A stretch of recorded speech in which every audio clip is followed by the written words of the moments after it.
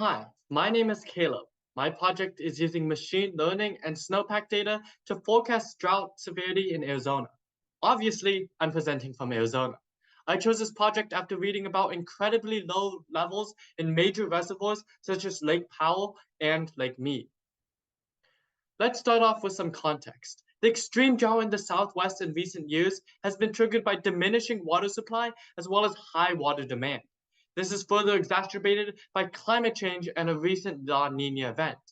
The drought has led to extreme wildfires, lower crop yields, and record low reservoir levels, as seen by the receding Overton arm of Lake Mead as shown here. Droughts are also extremely harmful due to the unpredictability and duration when compared to other natural disasters. This project aims to build a machine learning model that predicts future drought severity in the long term, providing a longer window for policymakers and other stakeholders in Arizona to plan and prepare for future extreme droughts. To fully understand the results of the study, let's first define some of the terms used within the study. First, snow water equivalent or SWE. Snowpacks are usually measured by depth, ignoring the density of the snow. SWE measures the amount of water in the snow, which is most indicative of how much water will be released once the snow melts. Second, the classifications of drought. This index measures drought severity, with D0 being the least severe and D4 being the most severe. In the drought and the model used within the study, however, D0 refers to all drought levels D0 and above, and D1 refers to D1 and above, and so on. The main focus of this study is to find out how long-term variables impact drought severity. Thus, the Snowpack study chose snowpack data obtained from the USDA as the predominant long-term variable, because it takes a while for the snow to melt and combat drought.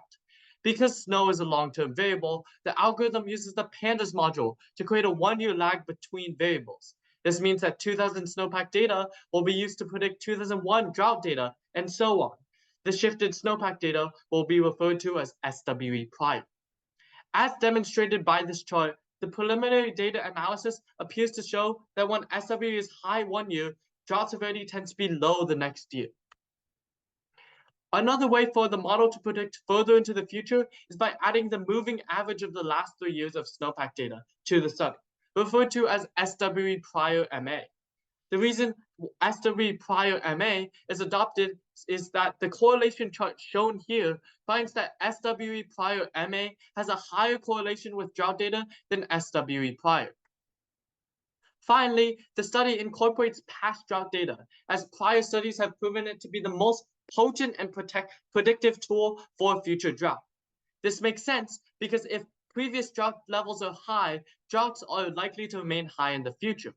Additionally, previous drought data can represent short-term variables, including soil moisture and precipitation. Previous drought data is prepared with similar shifting methods used in preparing SWE prior. The length of the shift depends on how far into the future the model is trying to predict. Using all of the previously mentioned data, 9 models were created using a linear regression algorithm, inputting 80% of the data, aka the training set, to train the computer to build the model. The first 3 models predict D1, the next 3 models predict D2, and the last 3 models predict D3. For each level of drought severity, there'll be a model that predicts 1 month, 3 months, and 1 year into the future. After building the models, the program uses the remaining 20% of the data, the test set, to test the models, comparing the model's output with actual drought data, and producing R-squared and RMSE metrics to evaluate the accuracy of each model. The results of each model are shown in the chart on the screen. R-squared closer to 1 and lower RMSE means that a model is more predictive. Notice that the models that attempt to predict further into the future are less accurate. The models show Arizona's snowpack data correlates with future drought levels to some extent.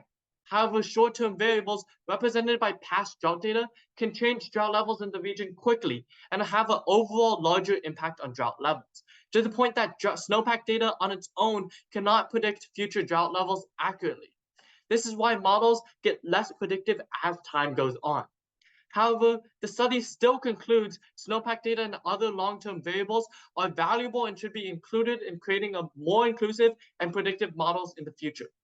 One thing we can take away from this study is that drought levels in the upcoming years are likely to be extremely low due to heavy snowfalls in Arizona and nearby states this winter. Thank you for coming to listen to my presentation.